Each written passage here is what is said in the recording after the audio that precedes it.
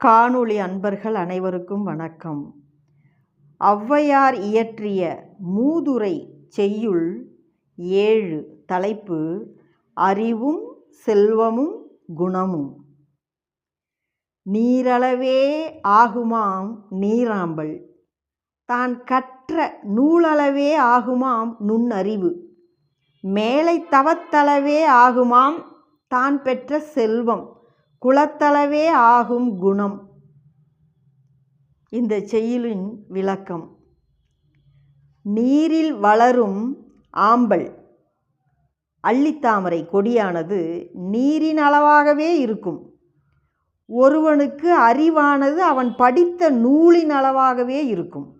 ஒருவன் பெற்ற செல்வமானது அவன் முற்பிறவியில் செய்த நல் தவத்தின் அளவே இருக்கும்.